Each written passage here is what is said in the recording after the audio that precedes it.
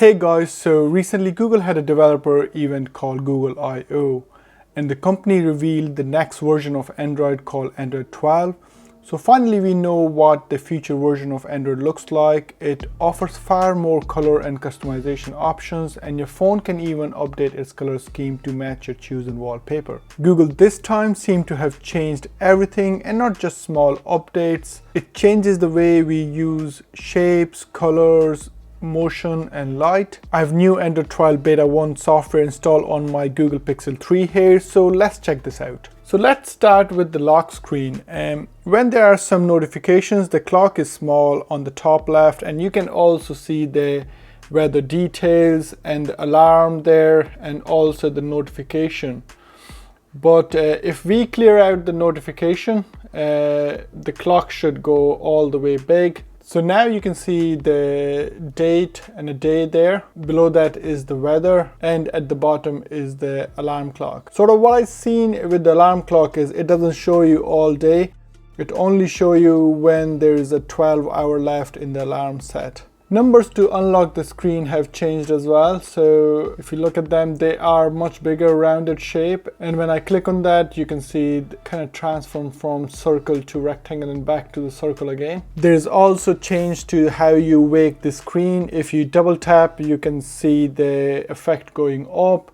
And if you unlock and lock from the power button, you can see the animation sort of follows from the lock button out and in. There's also a cool charging feature. When I plug it into the power, you can see the animation goes from the bottom to and then kind of fills up the whole screen there. For the home screen and notification toggles, when scrolling down, the setting icons are rather big now and gives you more info. It also means you have a fewer icons there and the information on the screen, so you will have to swipe left or right to get to the more toggles. There are two options on the bottom. The one on the left is to edit the toggles, and you can see the other toggles which are not there, so you can move them up. And the one on the right is for settings, so you can go quickly towards the settings there. The power menu is not outshot in the first beta release. In the later releases, we will see few more useful toggles, such as we can now disable the camera and mic for any app right from the toggles. It also looks like they're moving away from the long hold power button for Google Pay to toggle as well, along with adding the Google Home option right in the toggle as well. The tap animation is added to pretty much in the whole toggle and menu. When making a selection, it gives a sort of a glitter effect.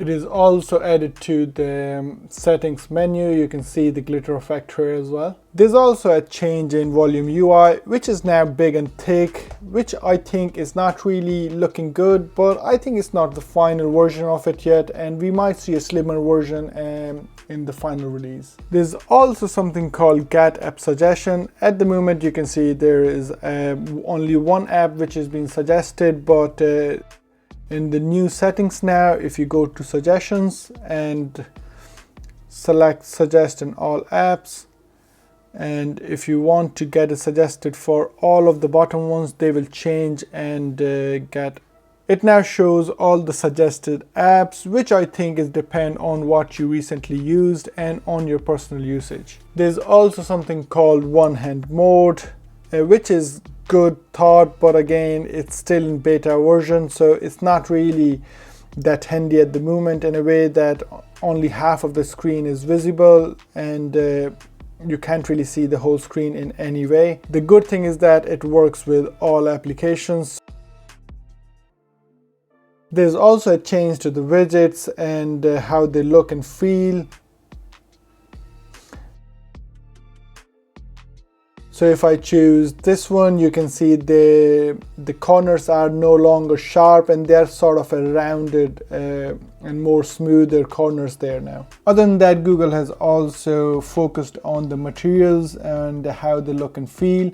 With Material U, Google aims to make phones more personalized for every user, and that's where Material U steps in. The Material U allows a user to apply a custom palette across the entire OS by extracting the dominant and complementary colors from the phone's wallpaper. It is then applied to the system elements like the lock screen, notification shade, widgets, volume controls, buttons, and more. They've also worked towards accessibility and situational needs. Here it shows how the opacity, thickness, and border can change with just one touch slider. Now this is not released in beta 1, so I'm not sure if that will be manual or automatically done for the user. So when we talk about performance, Google didn't only work on the UI, they have also worked significantly on performance and reduced the CPU time needed for the core system by 22% and a one big core by 15%. So it means that your phone will take less time to process the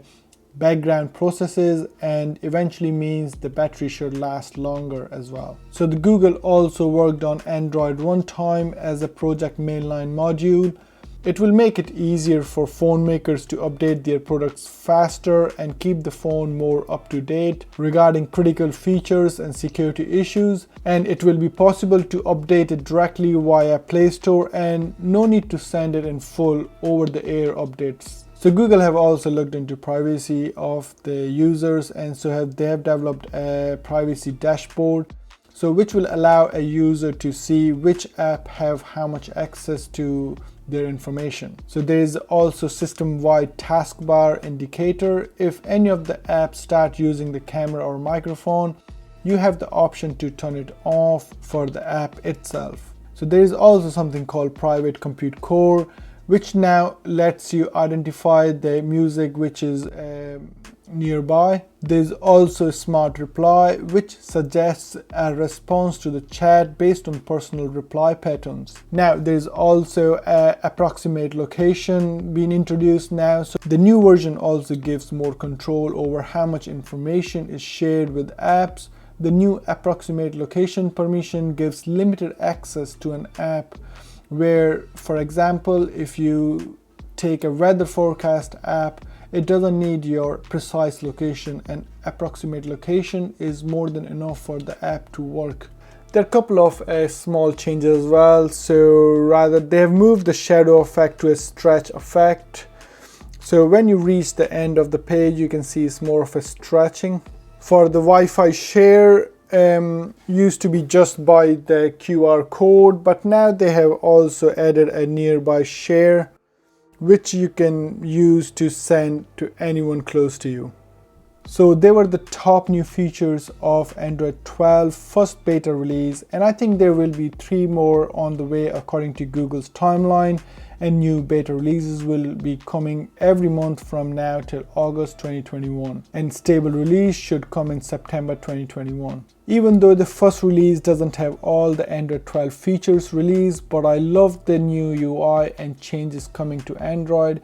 Well, let me know what you think of this change, and are you waiting for this update as well? So thanks for watching. If you like the video, please give it a thumbs up, and if you're new here, please consider subscribing too. Hope to see you again. Thank you.